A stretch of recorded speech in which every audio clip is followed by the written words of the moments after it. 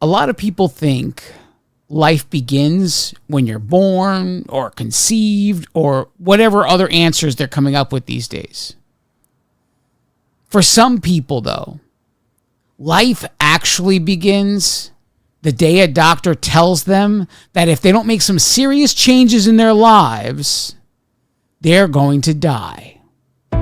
You see, my life began the morning of my 41st birthday in January of 2019. I stood staring in the mirror, looking back on my life after stepping on the scale and finding out I was over 400 pounds for the second time in my life. You know, my dad died when I was 17. So my choice was plain to see in front of me. Either I take charge of my health, make the necessary changes to live, or do nothing and die knowing that my daughter, being only 6 years old, would spend the majority of her life calling some other man daddy. Can't you see? There's no one coming to save me in this moment. It was me who had to become the hero in my story. You know, we live in a world that has a system in place to remove all accountability from every decision we ever make. Taking accountability and fixing the problem is painful. It's like a journey through the pit of hell while feeling the pain of every lost soul that resides there. But in the end, the journey becomes the foundation of your testimony. My fight has become my calling.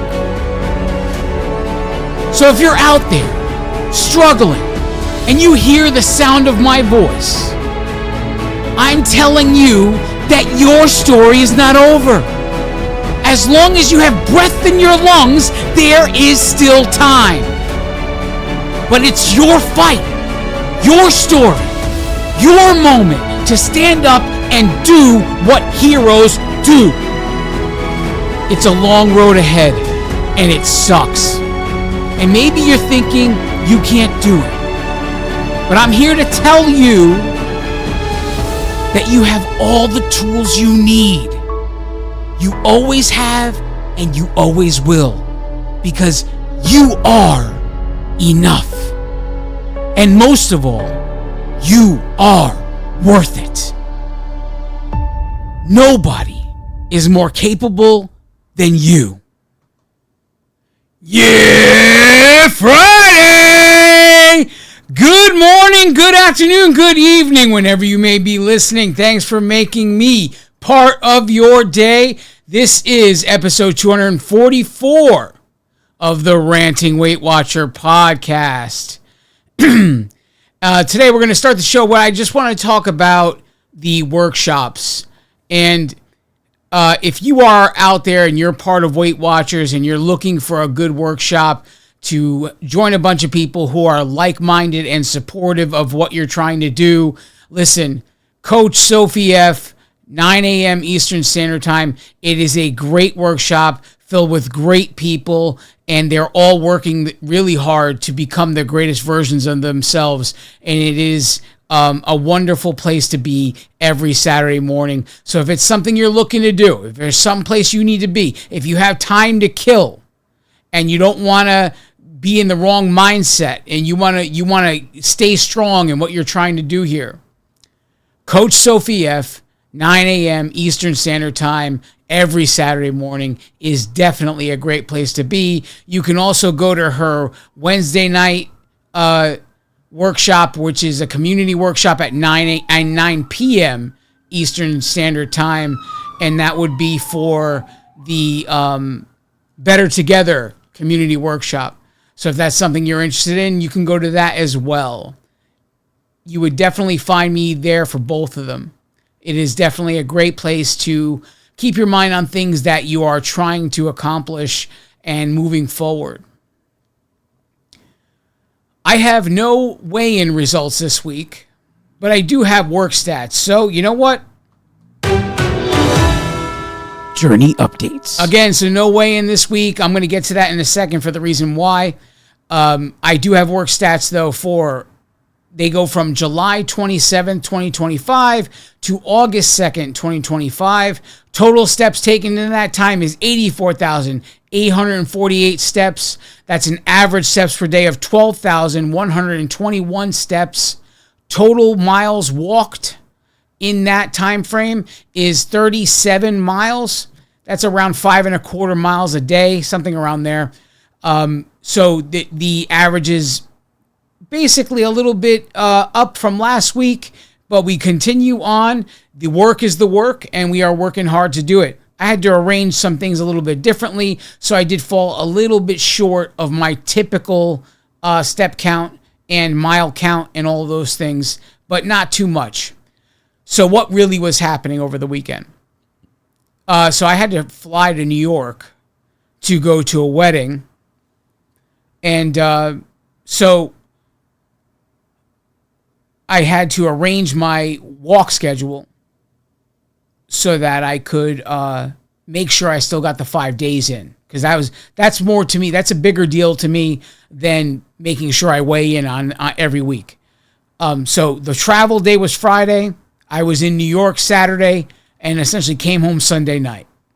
And I had to go to attend a wedding for my nephew. And so... And I have actually a pretty funny story attached to that. It was a really beautiful wedding, really nice.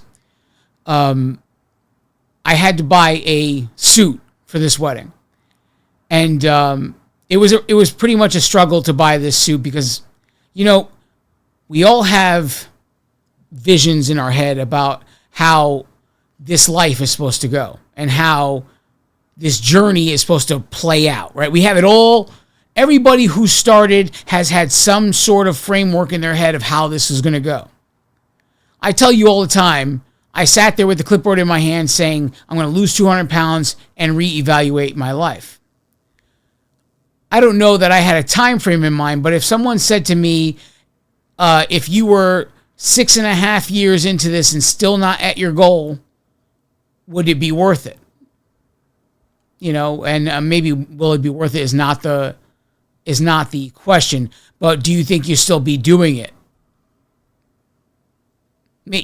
When you look at, if you know ahead of time how many years is something going to take, I wonder really how many people would actually start.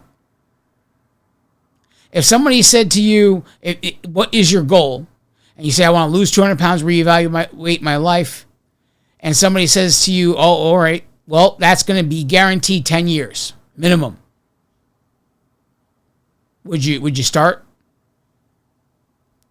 It becomes this thing. But either way, I started. And even though there was no time frame in my mind, I could definitely tell you I did have a vision in my head about how it would end. I didn't have an idea of when it would end, just how it would end. And that part of that was a suit. And so when the situation presented itself that I had to buy a suit, I was, forced to have to deal with the fact that, hey, it really makes no sense to rent a suit because the price difference between renting the suit and buying the suit because of some crazy sale going on at the time, it was so small that it just made no sense. But it is what it is. So I go and pick out a suit that I can essentially afford for the occasion. The vision of the first time I'd wear a suit or whatever and the reality were two different things. And part of that was a struggle. I had a vision in my head of, a three-piece suit. And that's my style. I like the vest, I like the jacket, and I like the pants. I couldn't afford a three-piece suit at the time, so went with a traditional suit. So in my mind, there was already one strike, right? So, and that was circumstance. What can you do, right? And so the whole vision was distorted by that even alone. And it only got further from there of, the kind of suit, the color of the suit, all these things had to go certain ways. But I did what I needed to do, and I bought the suit.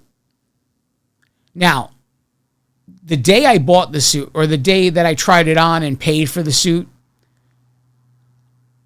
I put it on, and the pants were snug. And not only were the pants snug, the jacket just buttoned. And I mean, to the point where I could not, there's no way I could sit down with the jacket button. I would have had to unbutton the jacket. And I'm pretty sure that everybody who sits down with a suit unbuttons the jacket anyway. But I'm just saying, in my mind, the necessity to have to unbutton the jacket bothered me, right? The fact that I was buying a suit and still dealing with certain things about my body, I didn't like it. So, anyway, I ordered the suit because it's what I need to do. And they tell me that it'll be good to pick up in a few weeks. So, the time difference in between me trying on the suit and between it being ready to be picked up, I want to say we're talking about June, around June, in the beginning of June. And then to go try it on again after they did all of the hemming that they needed to be done. We're talking about, I want to say it was 4th of July weekend, or maybe the weekend before that. I'm not really totally sure about that. So I already described to you what it was like on that day where I put it on. The pants were snug, like they were there. And the jacket was snug. I go back to pick it up, and they want me to try it on first before I, take it out of there. So I try it on. Again, the exact same scenario. The jacket is the same. The pants are the same. Nothing's really changed. So now whether or not that was the end of June or the beginning of July, that comes into question. So we fast forward to August 2nd. That's the day of the wedding, right? August 1st is the day of the wedding. Fast forward to August 1st.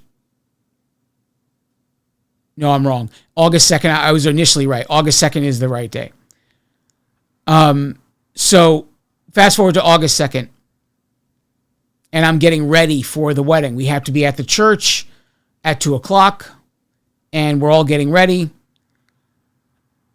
And the last thing I thought of when I went to pack the suit was that I would need a belt based on how tight the pants were and how tight the jacket was.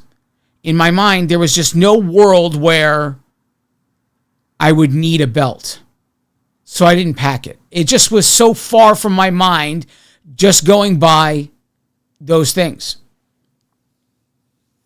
And on top of that, the suit was so nicely wrapped, I didn't want to unwrap it just to try it on again and kind of ruin it. It was nicely pressed and all this other stuff. I didn't want to do that. But again, because of how tight the pants were, I didn't think anything of this. I didn't think that there was a situation where any of this would be important. So on the day of the wedding, I go to put on the suit, and not only are the pants loose, I could literally pull them a few inches away from my body. So I'm just like, uh-oh. And so then I put the shirt on, I put the pants on, I go to put the jacket on. So in my mind, I essentially look like I'm wearing somebody else's suit. That, to me, in my mind, that's the way it looked. I looked like I was wearing somebody else's suit because the jacket was too big, the pants were too big. I just looked like I was wearing somebody else's suit. And the one thing that was right was the length of the pants, because that was hemmed to my height, right? And I just thought, oh man, this is going to be bad. And I already noticed every time I take 2 steps and the pants were already falling. So I just kept thinking of, I tried to keep thinking of solutions. And so we went to the church and I just kept tugging on him and tugging on him. It was looking ridiculous that I was constantly tugging up the pants. And I kept thinking to myself, there's got to be a solution in the hotel room. Got to be a solution. And that same day through the hotel, there was a cable company and they were switching out a cable box for each TV in each room. And they happened to be in the hallway of my hotel room. So I get it in my head because online there was this, it was like a belt alternative, right? And essentially it was made of Velcro. And all it did was grab 2 of the belt loops and pull them toward each other. And so in the act of pulling them toward each other, you would make the pants tight around your waist without having a belt going all the way around your body. So I said to myself, how can I mimic the same thing? How can I get the same idea using 2 belt loops and pulling the pants tight? So as I'm going back up to the hotel room to start to try to look for a solution, I see the cable guy across the hall in another hotel room. And I asked him really quickly, I said, listen, could you spare a zip tie?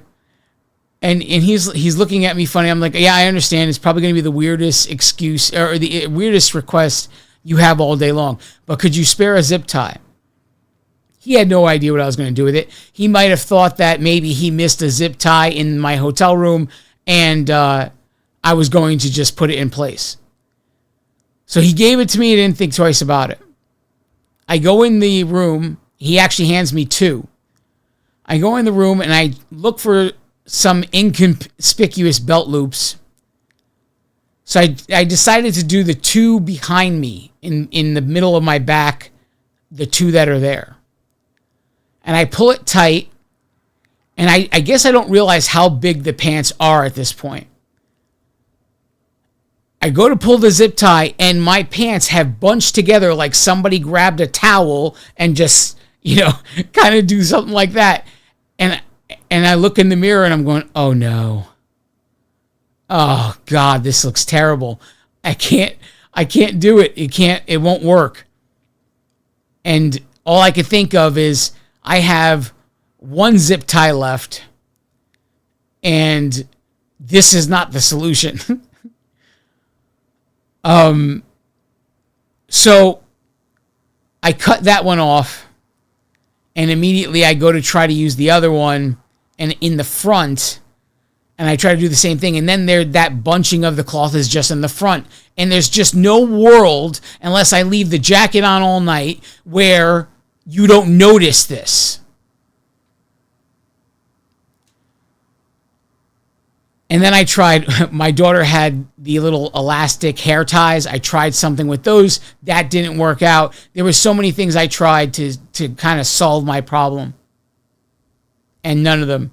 And all I kept thinking to myself was, how could I be so wrong? How could I be so far off? And what the hell happened over the past few weeks where I could pick it up and then a month later it'd be so loose it's falling to the floor?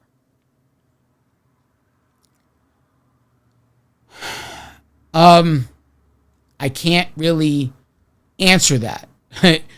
But the one thing I can say is I'm sure that fasting played a part here. And it's definitely confirmed for me that, and I'm kind of interested in this, is because part of fasting is the fact that you will spend time in ketosis. It wasn't the aim of my fasting, but it's part of it. And when you're in ketosis, you're burning stored fat. This ties back to whenever I'm telling you guys, if there's insulin present in the body, you'll never actually burn fat. Your body will be in fat storing mode. So this is why I harp so much on sugar and even carbs. Any kind of simple carb that becomes sugar in the digestion process, these things must be kept to a minimum, because as long as you're not creating sugar spikes, you're not creating insulin spikes, because avoiding the insulin spike gives you the opportunity to actually burn stored fat. But the minute there is insulin, you are no longer have any chance of burning fat. You can only store fat. So part of the fasting process is spending a bunch of time in ketosis, and I may go buy a ketone meter to test my blood. It's the same thing as a blood sugar meter, but it's the opposite, right? Because if your blood sugar is low enough, your body is producing ketones, and ketones switch the ketones present in the body, switch the fuel source of the body, which becomes fat in the process. So I'm kind of interested to figure out, one, how long does it take to get to ketosis, right? Especially when I'm fasting. How long does it take my body to reach ketosis? And also, how long would it take the body to reach ketosis if the last meal before the fast was a high carb meal? So what is the difference between the two?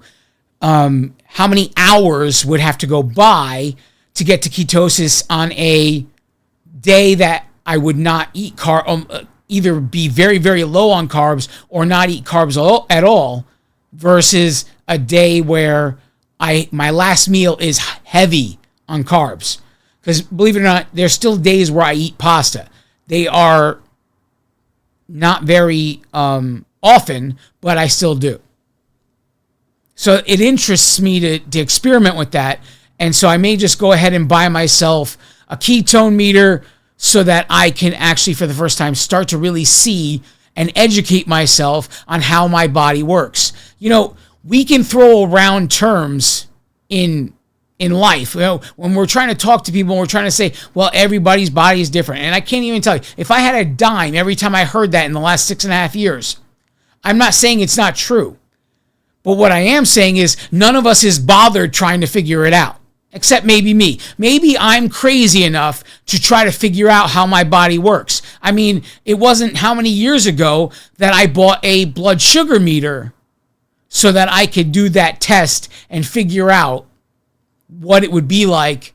How much my blood sugar spikes and then drops, because I have the postpartum bariatric hypoglycemia, right?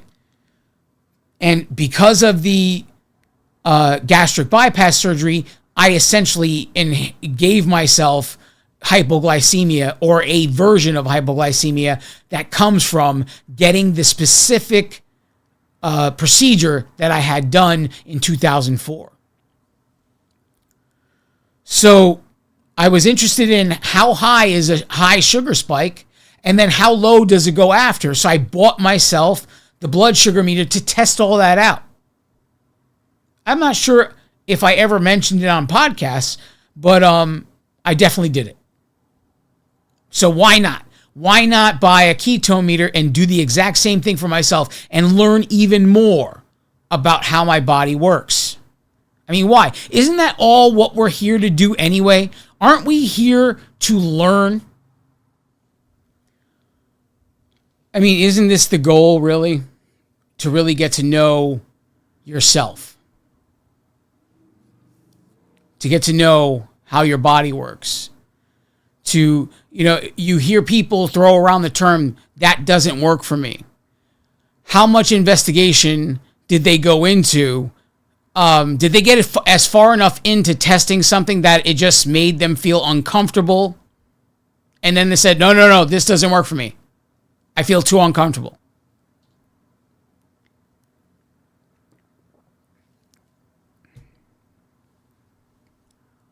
I mean, really. In my little intro audio, you hear me say that everything you go through is the foundation that creates your testimony. You also have heard me say many times on this podcast that there are people waiting to hear your story.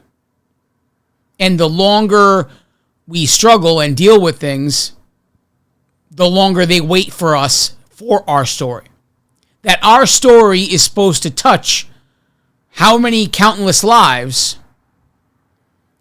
and if we never get to that point, how many people never get there because we didn't do it?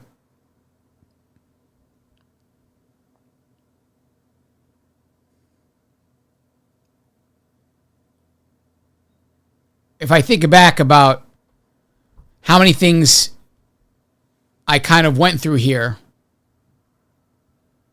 to try to, really, maybe just this suit buying thing is just another part of it, right? And I mean, it's a funny story in the end. I couldn't dance all night, right? So that's the end of the story. Is there was no dancing for me in the cards, and it was funny because there wasn't a single slow song played all night, so there definitely wasn't. And if I was going to have a handful of pants with one of my hands, and then, my arms around my wife, one arm at least around my wife, then it might have worked out. Or maybe I could have had her hold the pants up. There was one part where I'm walking with 3 drinks in my hands. I have no hand free to hold my pants. And the only thing that's going through my mind in this moment is, please God, don't let me become the talk of this wedding. Don't let me become the funny anecdotal story that happened at the wedding. Did you see the groom's uncle? His pants dropped to his ankles when he was in the cocktail hour. I mean, man. Well, thank God. Thank God that nothing of that happened, right? But I mean, to know that this is part of the story, right? And another thing I realized in all of this, those feelings that when you're shopping for clothes, the feelings you have when you're at your largest weight. I mean, I lost 182 pounds. And those feelings are the same. They're the same. And specifically in the buying of the suit, this happens a lot because my neck is always smaller than my waist, right? It's always smaller. It doesn't match up, right? So when somebody measures my neck and gives me the shirt for someone with my neck size, it never goes properly around the stomach. So I always end up going higher. It happened when I was at my biggest. It's still happening now. Still happening now. Is it disappointing to know that? A little bit. I'm not going to lie to you. It's a little bit disappointing to have that still happening. But it is what it is. It's part of the story. It's part of the story.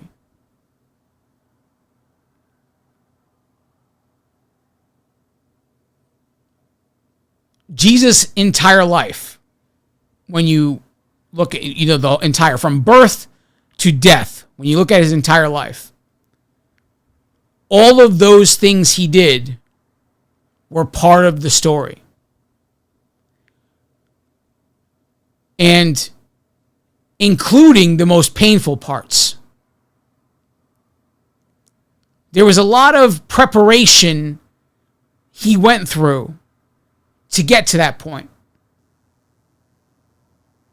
I mean, we could talk about him fasting 40 days and 40 nights to be tempted. He was tempted by every single possibility of every single type of sin, right? He was tempted with it all.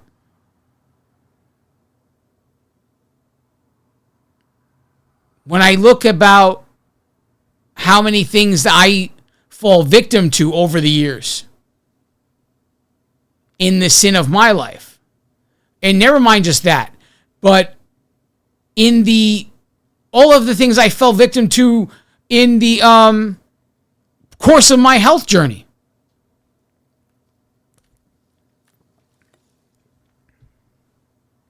In the course of my health journey, the amount of times, man, I wish there was a way, like the app would tell me how much weight I really lost, right? Okay, I understand I had a starting weight and I have a current weight, and you do some simple math and it'll tell you how much weight I lost. But in reality, how many times did I have a gain and have to re-lose that weight during the last 6.5 years and then tell me how much weight I actually lost? How many times did I have to fail in order to succeed, in other words? How many times did the scale have to go up before the lessons were learned and we can move on from that challenge? All part of my story. Jesus walked around the earth creating miracles wherever he went.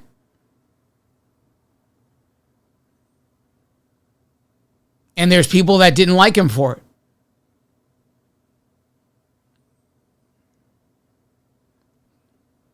I mean, that just goes to show you, if a man as wonderful as that would basically take people's sickness away, heal them, all these things, could still manage to be hated.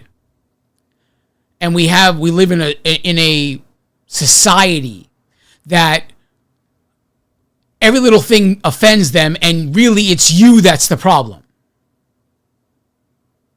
In my mind, there's not a single soul on this planet that deserves universal acceptance because of him.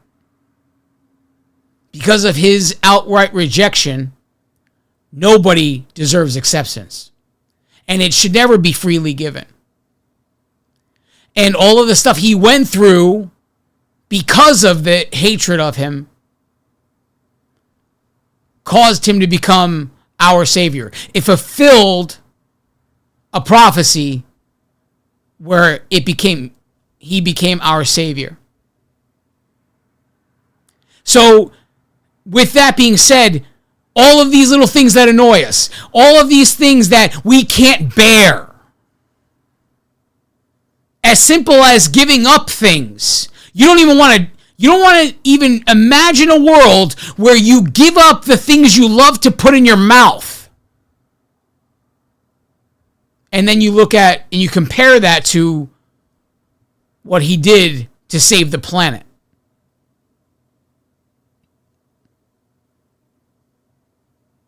It puts things in perspective. But all that pain, all of that suffering, and all of those things he did were all parts of his story. And for some of you out there, part of your story is incomplete because you desire what you like more than you desire the result you're looking for. The result you say you dream of is taking a back seat to the things causing you to never get to that result.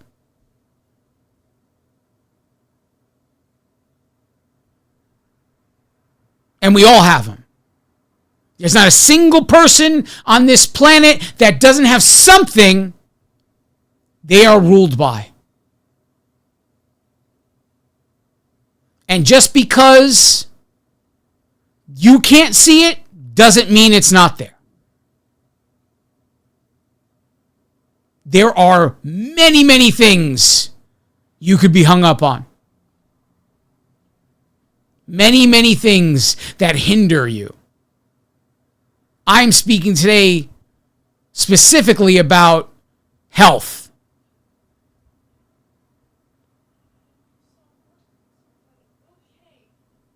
People would rather take medications that were never ever tested to be a long-term solution. They would rather be the guinea pig of long-term taking of that medication. And they say, well, it has some side effects. What's the one side effect they never talk about? Prolonged use of this medication causes X, Y, and Z to your other organs.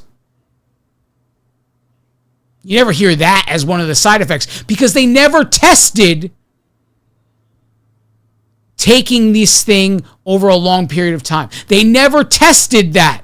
So because they never tested it, the doctors don't have to pretend that it's because you're taking this medication that you have now kidney failure, that you have liver failure, that you have heart failure, all of these other things. Because of prolonged use of a medication, because of prolonged attachment to other things.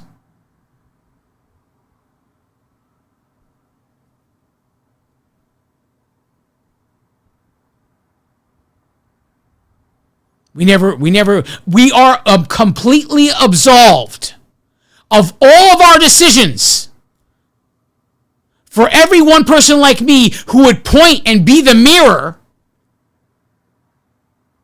there are probably thousands of people that would put you at ease and make you feel okay. And if it bothers you today, the things I'm bringing up, the things I'm saying, go ahead and say it's not true. I dare you. Go ahead and say it's not true.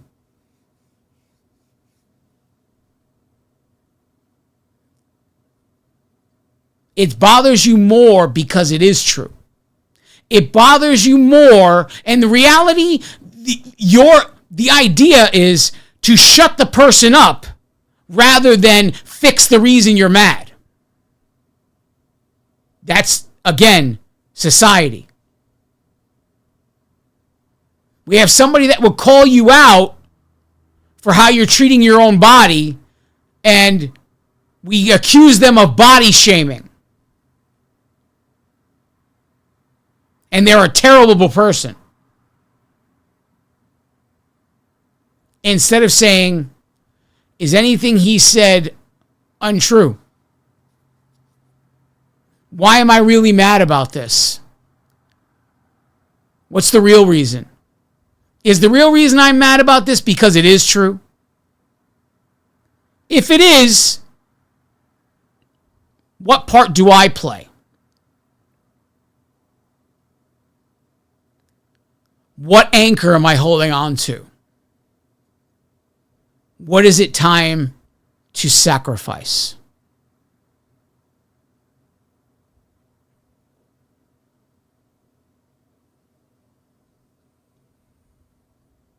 Jesus had told the disciples that a life of following him would be to lose yourself in the process.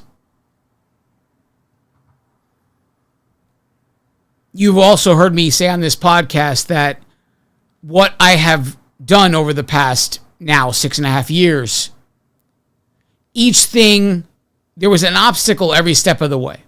And each obstacle prepared me for the next obstacle. And when I think about how I coped and dealt with each one of the obstacles, I could easily see how any of the methods would also be applicable to how to become a good Christian. a good man of God.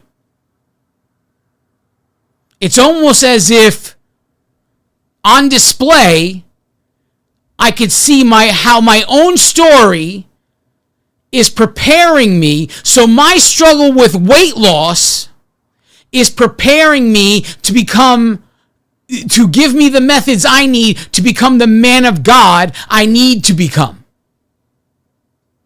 Because on top of my weight being part of my story, there is much more to that I haven't even begun yet.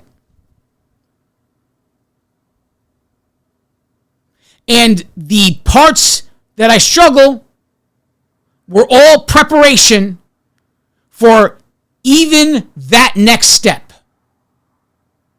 Everything I struggle with eating, the methods that came together to conquer every obstacle along the way can all easily be applied to then take over and become the man of God I was always meant to become. My previous will to hold on to all of these things I thought I loved. At some point, when I was hit with the next obstacle, suddenly those things, each one of those obstacles showed me how what I valued at that time was just not valuable.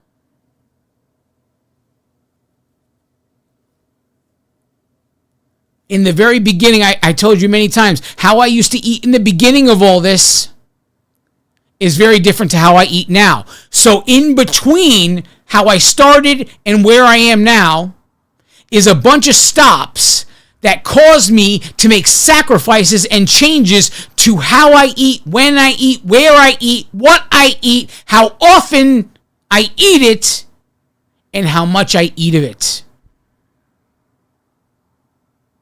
And each one of those sacrifices made prepared me for the next obstacle. And the strength that came from that previous obstacle made the next decision at the next obstacle even easier.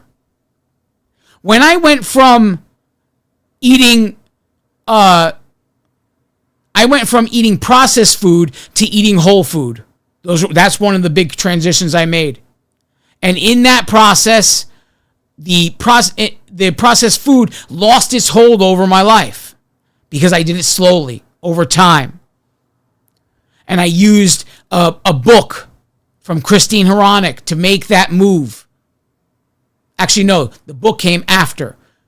I substituted a bunch of things I knew I would like that were whole foods for the things that I need to get rid of that were processed foods. That's how I dealt with that. And then I read Christine's book, however much time later.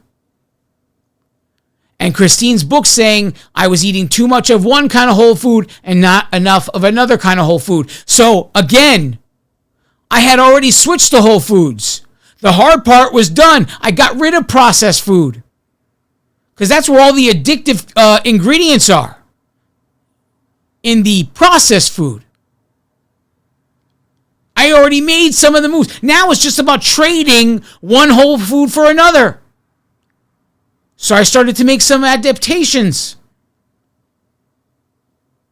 And I succeeded. And I got stronger. And I went forward. And then I got hit with an autoimmune condition diagnosis. And that caused extreme nutritional changes. And again, the attitude was, who cares? If it means I never have to take medication for the rest of my life, who cares what I put in my mouth anymore? I gave up processed food. I gave up all kinds of things to get here. Who cares what I have to give up next? So again, there was another shift. And I did it without hesitation now. Because in my mind, the will to never be on medication was more important than whatever food I was eating at the time.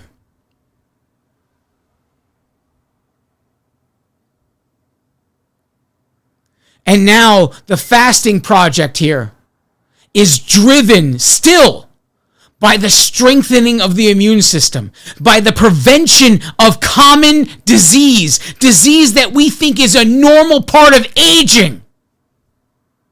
Because that's the foolish nonsense we've been told.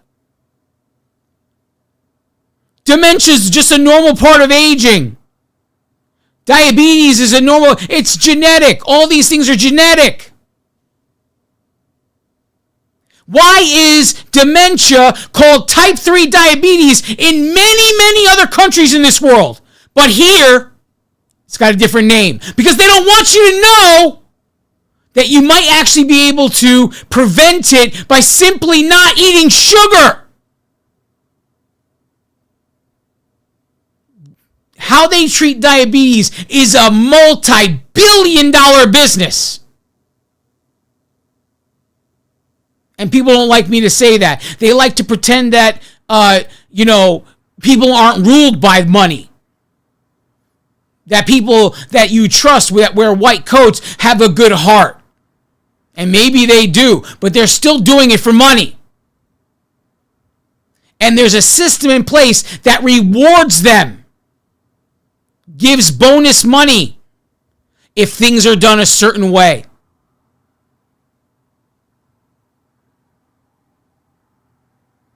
Regardless of the outcomes of those certain ways. This is someone talking to you from the inside of things. I've been in the medical side of billing for 23 years.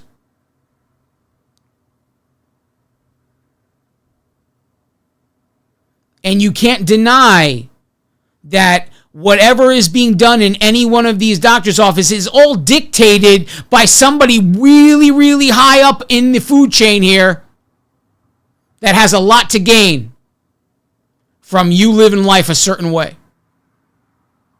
And until we decide to do the hard thing, until we decide to make the sacrifice, until we decide to pick up our cross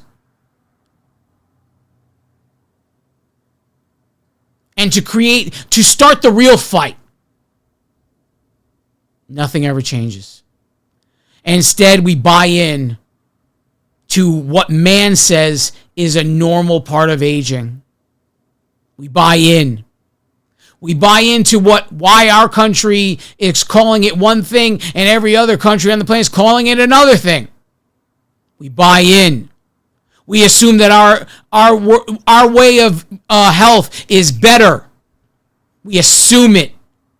Meanwhile, 80% of the population of this country is either obese or overweight. 80%! But there's nothing wrong with us. If we go back in time and look at video footage of what people looked like before processed food, and then fast forward to current day with processed food ruling the shelves in your grocery stores, those people are two different kinds of people. We gave up everything in the name of convenience. We gave up everything in the name of comfort. We gave up everything in the name of pleasure. And then there's someone like me who sits at this microphone week after week and probably having the majority of the people hear his voice and say, oh, this guy's pretty extreme. It's not that serious. He's crazy. The medical industry is not just out for our money. No way.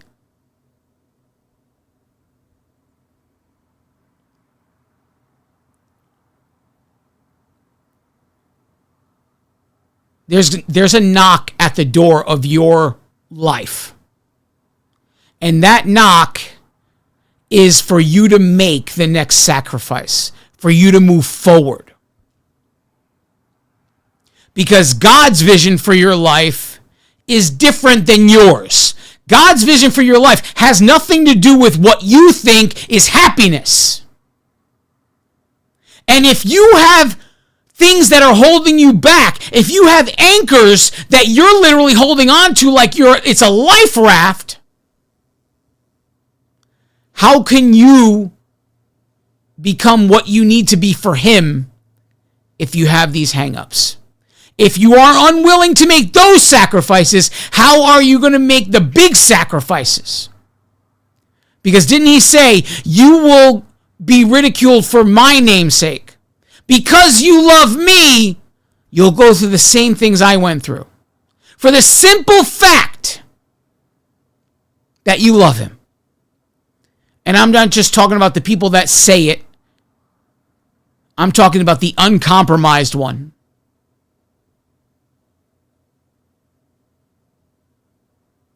The ones who did it just like he did. The one I hope to one day say I'm like. If I'm unwilling to sacrifice, how can I ever be prepared? Because if all of these things are turning me into the man I need to be to face that time, to face that moment, to prepare me to pick up my cross. If everything I'm going through is preparing me for that moment and I allow things to hinder me, what good am I going to be for God's kingdom?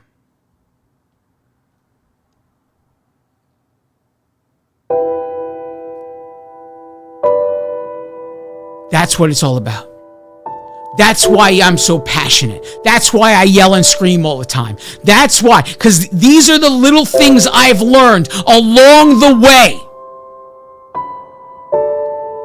And so many people will never get to this point. But if my voice can cause you to get there, and maybe you didn't see it otherwise, then wonderful.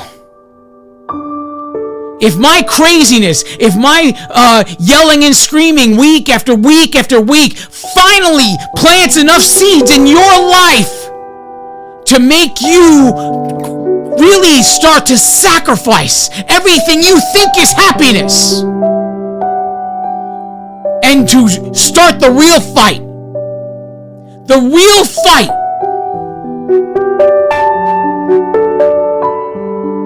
So that you can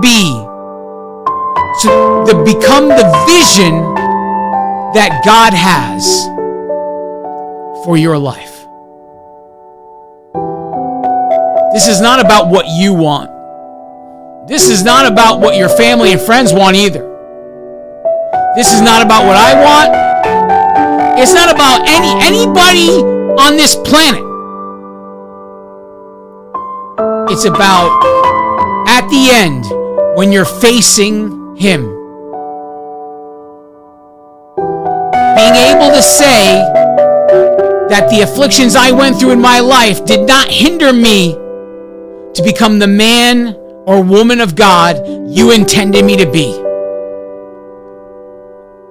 And then you're stared at in that day and you hear, well done.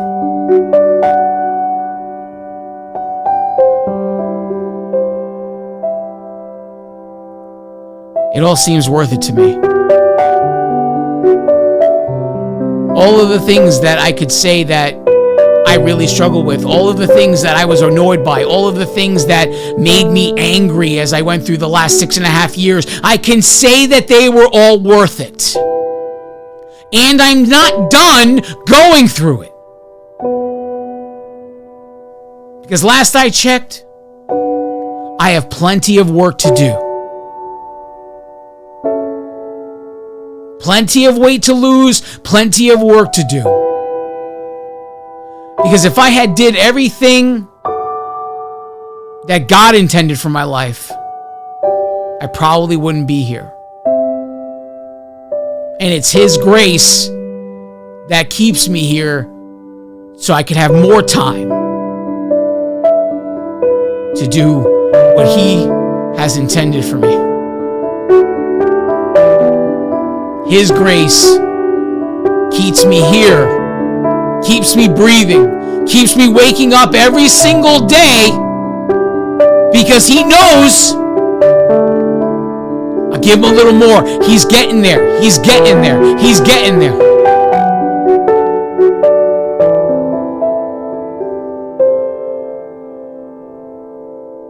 And the more I realize how this all prepared me for that,